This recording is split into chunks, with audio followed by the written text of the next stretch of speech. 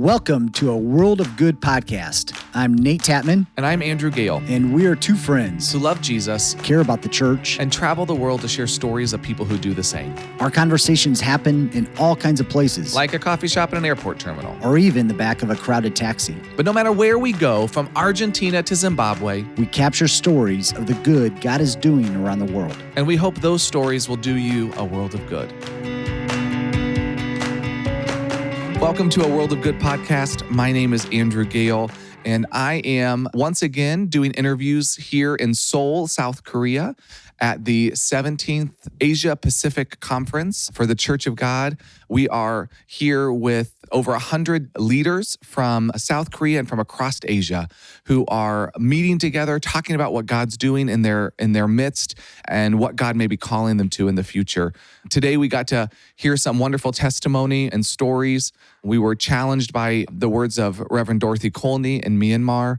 We got to hear and learn about some of the history of the Asia Pacific region, and then closed the time this afternoon hearing country reports, where we got to hear just some of the incredible things that God is doing throughout a number of different countries across the region. But today, this evening, I am joined by two wonderful friends that I wanted to have them share some of their story of what it was like serving as missionaries, as God's servants cross-culturally. And I'm joined this evening by Amos and Semper Moore. Thank you so much for being with me and for being willing to share some of your story. Thank you so much. So, Amos, you were born and raised in India. Can you tell us what part of India? Because India is a huge country. So where in India were you born, and tell us about the family you were raised in? I was born in Shillong, Meghalaya, Northeast India. Okay. That was back in 1946. Okay. So a little while ago. Yeah. And my dad was a Church of God pastor. Okay. He served the church for almost 60 years. Wow. As a pastor. Wow. So he passed away in 2020 at the age of 83. Wow. That's very recent. And his name is Moore Wilson Lalu. Pastor Moore Wilson Lalu, yes. So he was a pastor in the Church of God even before you were born. I mean, for 60 years, that's a long time. That's right. Wow. That's right. So when did the Church of God start in Shillong, in that area of India? In 1902. Okay, so there was a long history of the Church of God in that part of the world. That's right. He was one of the early leaders, pioneers, I can say. Yeah, of the church. Wow. So you grew up in the church. You grew up as a part of the church. That's right. How long did you stay in Shillong? Did you do your studies there or? Yes. Okay. I did my study in Shillong and then outside Shillong as well, in the place where I did my university degree. Okay. Yes. And where did you do your university degree? Serampore. I have my doctor of ministry. Okay. Yeah. Yeah, wonderful. And then this is your lovely wife, Semper. Right. Did you also grow up in Shillong? Where did you? No. How did you meet? Tell us the story. I grew up in the village. Okay. In another part of Meghalaya. Okay. Meghalaya is a state, one of the states in India, and in Northeast India. One part of southern part of Meghalaya. Okay. And it's a village where my father started school. Okay. And with my mother, they were teachers. So we were born and brought up there. Yeah. So after I finished my high school, I came to Shillong for college. And then after 2 years, I met him. So did you grow up in the church as well? No, I was raised in the Presbyterian setup. My father was one of the elder of the church in that part of country, but after he retired, he came to Shillong and he was the elder there also in the Presbyterian church. I'm the only Church of God in my family. Wow. In my parents' family. So you grew up in the Big C church, in the church in general, just not in the Church of God. No, not but did you Church grow of up? God. Is that part of India? I've heard that part of India is very Christian. It's primarily Christian, which is different than other parts of India. Yes, 75% of those people living there are Christian. Wow. Between 70 and 75% Christians in Meghalaya. Wow. That consists of all the denominations in the state. Is that the highest Christian percentage across India? No, Mizoram, Okay. Nagaland, 90. over above 90%. Wow. That's right. Wow, that's incredible. That's incredible. Yes. So when did you feel the call to serve in ministry? Where was your first ministry post? Let me give you a little Please. background to that. I remember when I was young, my dad, because he was a pastor at that time, he asked me if I could go with him to a camp meeting. Okay. So I went with him. So one Sunday, fine morning, he took me to the top of a hill close to the camp. Okay. And from there, I can see a kind of a Grand Canyon like that in Meghalaya, beautiful. Okay. So my dad asked me, what you want to do when you grow up? That's exactly what he said. Wow. And then I thought for a while. Then I asked him that I want to be like you. Oh. That's and my dad at that time, he took up his diary from his pocket and he wrote down what I said. And he put the date as well. He wanted to mark that moment. That's right. And he kept it. So afterwards, I forgot about it all completely. There were ups and downs in life. So finally, when I accepted the Lord in 1967, on 27th of September, Okay. as my Lord and my Savior. Yeah. To make the story short, then when I went for theological training, so after I came back from there, then the church ordained me as a pastor. During the ordination, my dad showed me the diary Wow. that he wrote many, many years ago. He said, this is what you said. Wow. So it was a real challenge to me Yeah. because I have completely forgotten about it. So then after I joined the ministry, I have completed my bachelor in divinity, Okay. which is equivalent to MDiv. Yeah. Yeah, so I joined the pastorate. In Meghalaya, we have the pastorate system. Okay. One pastor will take care of 10, 15 congregations, not only one church. Yeah. Quite a heavy job. Yeah. So, of course, I did all the things that I should do as a pastor, preaching, teaching, Yep. so many things, isn't it, in church life. But there were no satisfaction as such. There had been a time that I wanted to resign from pastoral ministry Really? because I don't want to do as an office job. Yeah. I'm very serious about that. Then I talked to God. I wanted to really know what you want me to do. So I made a decision that I should go on fasting and talk with God till I heard His voice. Then that time I had been already a pastor Okay. because I need to hear His voice. I don't want to take my ministry as a profession. Yes. To me, it should be my passion, Yeah. Passion, the word. I love to do that. I would like to do that one. Yep. So I went to the village where my mother's eldest sister lived, and I went to the village to spend time with her. She was also a Christian, Yeah. very good Christian. So I told her, you see, I've come here to spend time with God, read His Word, and talk with Him. If I don't eat food, don't try to force me. I told her already, and she understood. Because in Indian culture, I mean, you would want to feed. She would want to take care of you. Especially if you go to a new place, Yeah. so they will really feed you. Yes. So then after that, I fasted 4 days continuously without food, without water.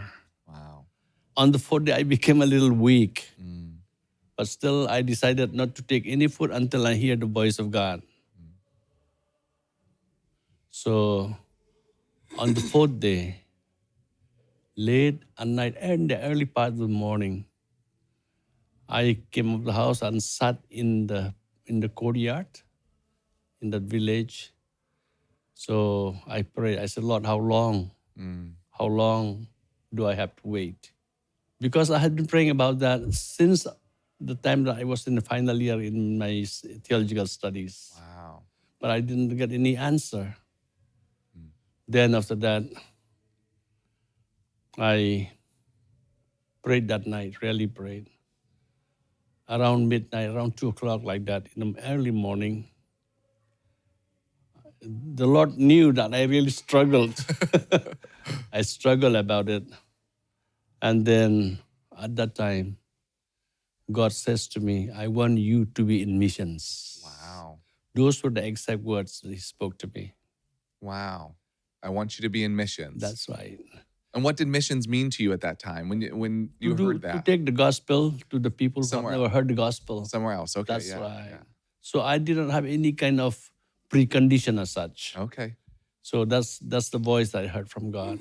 Not in a big voice, but he spoke to me in such a way that I understood clearly that it was his voice. So I tried to investigate that voice, whether it's my own voice or but finally I found out it's not my voice. Yeah. Because I had prayed about it. You know, at that time that I felt a deep sense of peace and joy in my heart. It was the voice of God. Yeah. And that has become my driven force for me Wow. to take a decision to go to missions. Wow. And it was not easy also. Actually, we planned to go to Bangladesh. Oh, really? That's right. So we waited for 2 years. I was in my pastorate. I shared this with some of the elders in the church that I wanted to go as a missionary. Yeah. This is what the Lord has called me. So I had waited for 2 years. Nothing. So, of course, the Bangladesh embassy gave me a permit of 6 months. What can I do for 6 months? It's very short. Yeah, nothing could be done, within that short span of time. Then I told one day one of the elders that I really respected. He said like this. It really shocked me. He said, "Maybe God has not called you. It's your own feeling." Oh, wow. That's what he said. So I was thinking, let me respond to him in such a way that he'll never ask this question again. And I said to him, I'm sure of my salvation, as I'm sure of my call to him. Wow. And after that day, no one ever asked that He left question. you alone. So I think it was 2 years waiting period for me. Wow. Then God opened my eyes to go to the land, the country of Nepal, the kingdom of Nepal.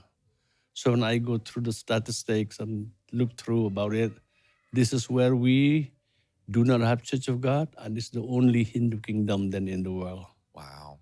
So when you had this call, Semper, what was your reaction? I mean, did he come and tell you, I heard this voice of God and he wants me to be in missions? And how did you respond to that? Were you excited? Did you want to leave your homeland and go and travel? Actually, since I was 16 years old and I was in my grade 10, I read a book about a few missionaries, and I always want to be a missionary. So I just feel that's what I want to be. Wow. So I'm happy Yes. to go with him. So you were on board with that. Yeah. You were ready to go. Yeah. What about Bangladesh? Were you interested in going to Bangladesh or? Well, at that time, wherever God shows us, so I thought if the door opens, Yeah. I'm willing to go. But since the door is not open, so we pray. When I was in the college, I used to go to the student union, evangelical student union in India they have. So in Shillong also we used to have that kind of fellowship among students. And there are people who are not from our tribe, I would say. They are Mizo or Naga.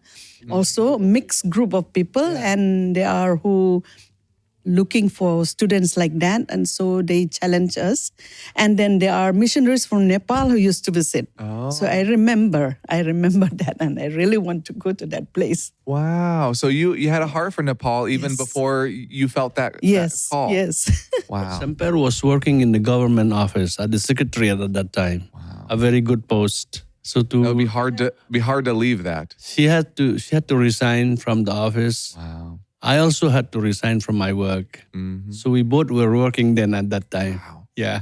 When I met him, in 1978, his two sisters were at the same college with me. So through them, I came to know about him. And that was the year that he resigned from his job. Wow. Yeah, he was in the army Okay. in Delhi. So he came back and then they introduced him to me. And he said that they told me that he wants to do God's work. So he resigned from his job. Wow. So that's interesting. It took quite a while to really know that if she's the right person or not. That whole process, I can say, Yeah. had to be observed. Wow. Because to build a family Yeah. is not an easy task. No, you were asking her to leave everything and follow what you felt God was calling you to. But what I'm happy is this: she heard this call Yeah. before she knew me. Wow, that's If beautiful. she had this call after knowing me, things would have been different Yeah. interpretation. Yes. You see? Yeah. But she heard this call before she came to know about me. That's incredible. That's right. And so when did you guys move eventually to Nepal? Was your first your post as a missionary? That's right. And you moved to, what year was that? Did you guys move to Nepal? That was 1983. Okay. So in 1983 you in the month of May. okay, in May. Month of May. So you had you left your family, you packed up your things and Yeah. and went to Nepal Two children. with two children. What age? Yeah. How old were they? Colwell was 11 months and his elder brother Wilbur was 4 years old. Wow. Two young kids. You packed up your life, you left Yeah. your family and went to Nepal. Yes. What was that like? Oh, it was Real venture. it was a real venture, and when we get there, I don't know the language, and I don't like the way they eat. so and we don't have much money. Yeah. I always tell him after a few months, I said, when are you going to go back? Yeah. We did it. We came, we saw. Now when do we get to go home? Yeah. Because I find it so difficult. I can't understand these people. Yeah. And I don't like the way they eat, and it's so dirty and all these things. So Yeah. at one point in the beginning, it was a really hard Yeah. things. I like the spirit of the Church of God in Meghalaya at that time. Yeah. Our elderly people, the pastors, and all. My dad also was involved in that thing. They have that heart, but I can say the financial position is not that good, and no one knew what expenses it would occur them Yeah. if they send us. Yeah. They wanted to support you, but they had no idea what they were getting into. That's right. That's right. So when we went there, I had to check out all my funds that I had saved Wow. from the bank. Yeah. I just left about 21 rupees, which is less than 50 cents in the bank account. And I never look at it, to go again to the bank to look, to look at that on my account. So this already lapsed, you know. Wow. So we went there with a very little salary, but anyhow, we survived. You survived. We survived. Yeah. You learned the language. I learned the language. You got to be okay with the food eventually. That's right. Now, in Nepal, it was socioeconomically a lot poorer than what you came from. I mean, That's you were, right. it was even in that time, I mean, still is, but even at that time, it was a very poor country, right? Yeah. So a very different experience in a church than coming from a place where Christianity, where 75% of the people were Christians, and then going to this place where it was primarily Hindu. That's right. And it was very poor. How did you handle that major transition? Apart from that, Nepal language is not the language that I understand.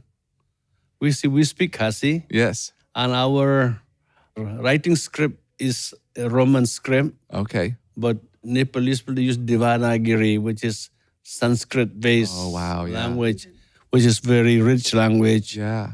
So that's the thing. It was so difficult. Yeah. And the most difficult thing is just because it was also against the law. Oh. It's against the law of the country to do any kind of Christian job, Wow. especially converting people. So evangelism, all of that is completely it's illegal. at the time. prohibited, illegal. If you are caught baptizing, they will put 7 years in jail. Wow. And if If you are bailed out, then you will not allow again to enter the country. Wow. So we went there. But being Indians, we can just go in and come out anytime we are. We don't need any permit as such. So you didn't have the issues that you did in Bangladesh of having to wait for that. You could just go in and out very easily. That's right. Wow. So I think the Lord did not give us the permission to go to Bangladesh because He has some other better plan for us. Yeah. And you served in Nepal for how many years? 28 years. 28 years. That's right. Wow. And the church went from, there was no Church of God presence there when you started. Scratch. From scratch. How many churches Now there are 37 churches. Wow. 37. When we left the country, yes. When we left the country, we handed over to the Nepalese leadership 15 congregations, Wow. 15 churches at that time. And what year was that? That was in 2010. 2010. Okay, there were 15 congregations in That's 2010. right. So just recently, I went to Nepal to conduct a seminar for our pastors. Yeah. And in their reports, they said that it's 37 congregations. That's incredible. So that's over doubled in the last 12 years. During my time, we concentrate the work in central Nepal Okay. and eastern part of the country. But after we left the country, then the church in Nepal, on their own, ventured to new areas Wow. to the western part of the nation. Wow. So they caught your passion. That's the right. passion that you felt God called That's of right. sharing, sharing the message of Christ, and they took it and spread that. yes. Wow. So it was an exciting journey for us. Yeah. So one of the things that I appreciate that you shared with me yesterday was that one of your goals was to make sure that the church could stand on its own, that you wanted to raise up leaders in Nepal that could keep the church going. And obviously they have, if they've gone from 15 churches to 37. That's right. Why was that so important to you? Can you tell me about kind of the philosophy behind why that was important? In the early years of my ministry, after we have established few congregations, so I try to read books and then reflect on it and then see what new lessons the Lord wants to teach me. Yeah. So in many books that I have seen, that there had been countries where there were thriving congregation before during the time of the missionaries. Yeah. And it happened in mission history if you look through it. But now there are no congregations, no believers, only the empty houses. Yeah. So that was my fear. Yes, that you would of leave course. the country and then it would just all vanish. All That's that right. work, all of that sacrifice. And there had been comments also. Yeah. Please don't go from here. But what I told them, this is not my work. This is the Lord's work. Wow. Yeah. I have been here with you, my family, and have been here with my family, have been here with you for so many years.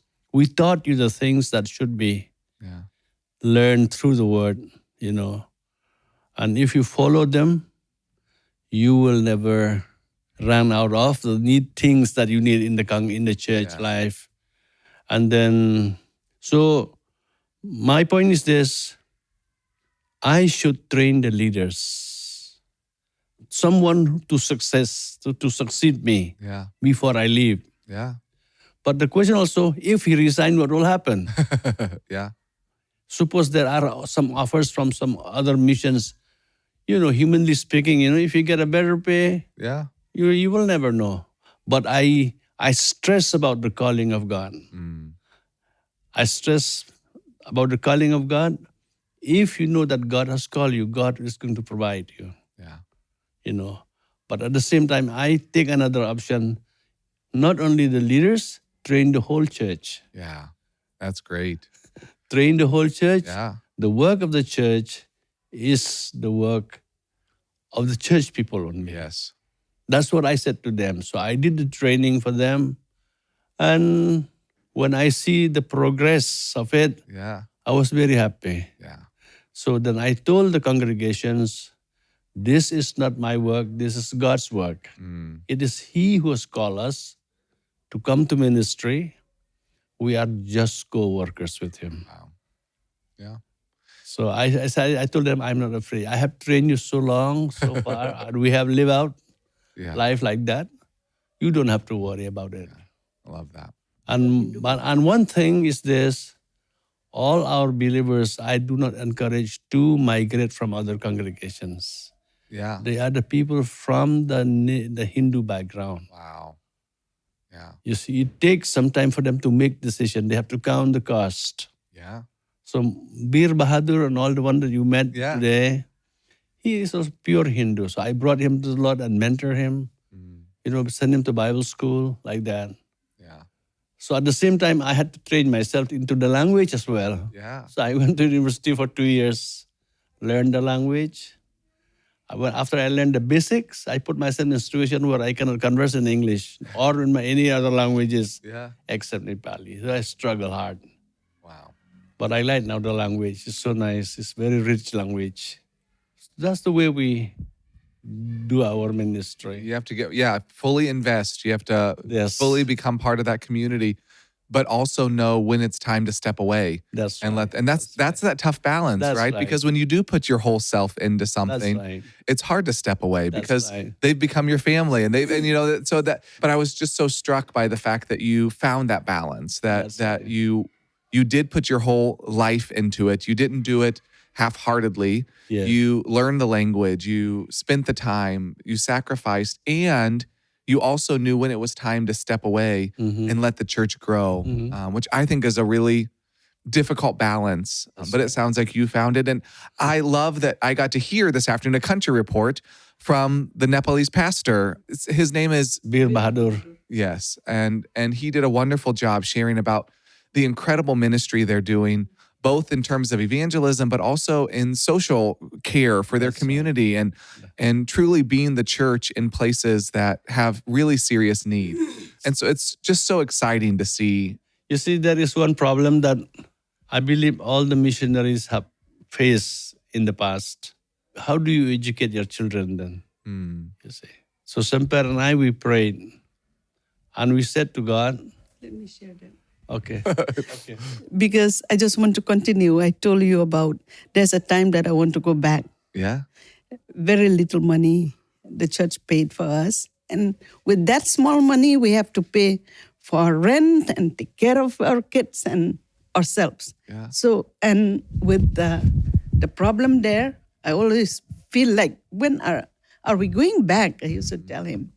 So there's one time when Sidney Johnson came to Kathmandu to visit us, and he saw our condition, and he asked us, how much did he give you? And he told him, and he said, you pack up your things and go back. And that was a real challenge for us. Yeah. So we look at each other, and when he left, we pray. We said, God called me to the mission before I knew you. And God called you. He speak to you. So it's not the church that call us. He just show us a way through the church. So actually God called us. And when God called us, He must provide what we need. So that's what we pray, and we determine that. We told God that you put that in our heart, and you call us to the ministry, and you call us to go to the mission field, and we want to see that you provide for us. Yeah. We cannot live like this. Yeah. So there's so miracle happening, There was 1983 and then 84 and 85. In 2 years, we saw God's miracle begin. The first thing is my first son, Wilbur, Colwell's brother. At that time, he was 5 years old. And we cannot afford to send him to an English school run by the embassies, like Lincoln School run by American embassies and British School, which is British embassies. Those are real good school. But other schools, English medium run by the Nepalese, the teachers don't even know how to speak English. Wow. Yeah. And we sent Wilbur to that school, and when he come back, he sang all cinemas, film songs. I'm a disco dancer, this and that he will sing, And here they have to bow to the king before they go inside the class. And they have to bow to all those goddesses and things like that. Because kings are considered to be incarnations of gods. Yeah. Yes. And even on Sunday, they have to go to church, to school. So I find it so difficult. Yeah. You've sacrificed, and here you feel like your child is having to sacrifice. Yeah. So that's the thing that really confused me. So we talk to God. It's a real challenge for us. You call us and you need to provide for us.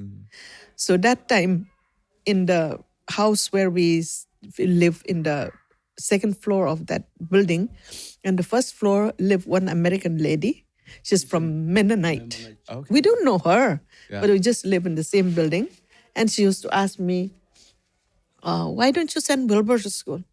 And I told her, I don't like to send him to school because this is happening. So I'll just homeschool him. And when he is at the age of 6, 7, or maybe 8 or something like that, maybe I'll send him home with my parents or my sisters in Shillong. They can take care of him. And then later, she went home for Folro. And when she came back, she called me and she said, did you send Wilbur to Shillong? And I said, no, not yet. It's not yet time for him to go. And she said, my nieces, my sisters, and all my people, they used to put a box of coins, like pennies and cents and all. And they used to put in this box. And when I go home this time, it's a lot of money. And they ask me, you take this money to Nepal and you can use it for any kind of ministry. And she said, I felt that this money should go for Wilbur. Wow. You go to British school and ask for admission for him. Wow. So that's the way God provides. Yeah. She take care for Wilbur and Colwell in the few years of their schooling there. And when they are about maybe class 6 or something like that, 7th standard, we send them to India. Wow. Yeah, because we thought that if they go to the British system, if they go back to India, Yeah. then they'll have a hard time to change the system because they don't have exams and all. Yeah. But in India, we have lots of exams and all. So that's the first miracle. Before we were able to send them to school, Semper and I pray. I still remember that prayer. We talk to God and tell Him, we have given our life to you. We responded to your call, and here we are. We will give our very best to the work that you have called us to do. All that we know, all that we can, we will give our very best. You take care of our children. That's the way we talk. We're so personal, you see. Yeah. Because He's our Father, Yes. Just tell Him. Yeah. So we had that deep assurance in our heart Yeah. that God has listened to our prayers. God was going to take care of it. That's right. And He did And take God care. did, yeah. That's it. Now we have 4 children. 2 were born in Nepal. The third boy, and Jean is the last girl. She's the girl.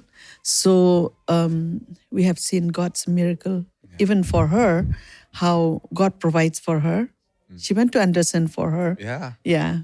For BSW, and she did very well. Yeah. Yeah, And now she completed her master in India. in India. Mental health. Oh, that's wonderful. Yeah. So when she was there in Anderson, they even found one. What is that kind of scholarship? Yeah, many years ago, there were missionaries in India, and it was an endowment scholarship. Oh, wow. So they never knew that exists. Yeah. Even Colwell was there. They didn't know about that. Oh, wow. When Jean was there, When Jean was there, one day the president called her And she said, Jean, you are qualified for this. Well, that's great. She got $2,000 Wow. just like that. That's awesome. But she did very well in Anderson also. Yeah. Even Anderson asked her if she can work for them also there. I told her, no, this is not the place for you. Well, that's incredible. I love to hear these stories of how I think when we sacrifice, when we're willing to do what God's called us to, even in the midst of the difficulty, That's right. that God shows up in ways that we would never imagine and we can never plan for. That's right. And that's why there is such beauty in that sacrifice and in being willing to follow that call, whatever that looks like, because God will provide and God will show up. I love to hear those stories of that. When years ago, when I was in the seminary, you say you get to preach just one time in the seminary chapel during the college years. Yeah. So I remember exactly that I spoke from Isaiah 6. So one of my classmates comes from the Church of North India, the Anglican background. So the way he behaves, the way he talks is so different. Yeah. So I asked him, why do you come? You come here then. He said, I didn't want to come. My bishop sent me to be here. So then I think about it. So I remember during that seminary chapel when I spoke from Isaiah 6, and it has offended many people.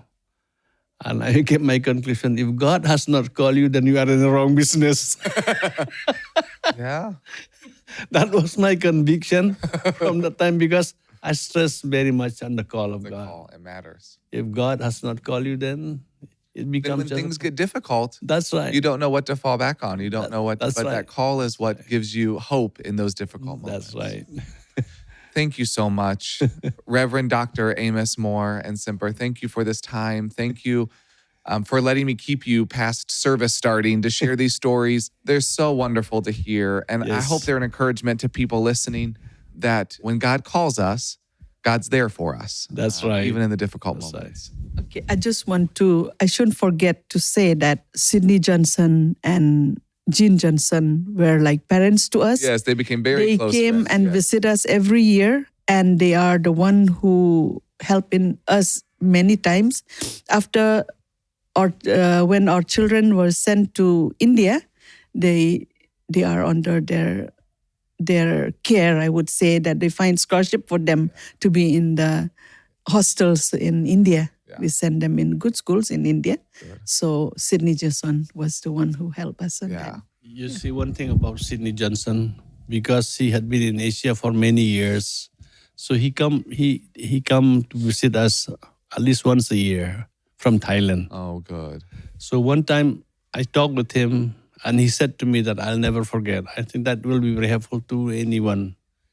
He said to me, Brother Amos, if you work in a closed country, he said, run deep and run silent. Run deep and run silent. Yes. Then I said, would you kindly explain to me what it means, Yeah. He said, deep in the Word of God. Mm. Run silent. He said, don't go for publicity. Mm. He said, if you go for publicity, then they will arrest you. Yeah. And he said, you should never get arrested. Mm. If you are arrested because of the gospel, you will be famous in Meghalaya. Mm. But the work in Nepal will close down. Yeah. It'll all stop. That's right. Yeah. So he said, then at the time when Cheryl Barton was taking care of the Asia Pacific Asian magazine, Mm-hmm. so she will always ask me, can I publish this? Can I publish that? Yeah. So she will get also my censorship. Yes. Yeah, because you have to be careful. That's right. It may seem really adventurous That's right. to do that. That's but right. if it doesn't support that community, it No, can be really problematic. That's right. So that's what he said, run deep and run silent. Wow. You know, he said during the Second World War, no one knew about submarine. Yeah. But when it Yeah. really attack, Yeah. and they know the effect of it. Yeah. So run deep in the Word of God. Yes. Teach the people the Word of God. I love that. So I'm so happy. Thank that you we so have much. Yeah. Thank you so much for this time. Thank you for sharing. Thank you for years and years of ministry. Thank you for having wonderful kids. I've enjoyed getting to know your kids over the years, and pray for you as you continue to support the church in India. Thank you so much. Yes, thank you so much, Brother Gail. Thanks for listening to A World of Good. A World of Good is a podcast production of Global Strategy and Church of God Ministries. Our theme song is Colorado by Leo Flores. If you want to join the conversation, visit us at Twitter at A World of Good Pod, on Instagram, A World of Good Podcast, or visit our website, chagglobal.org/A World of Good. And join us next time as we share more stories of good from around the world.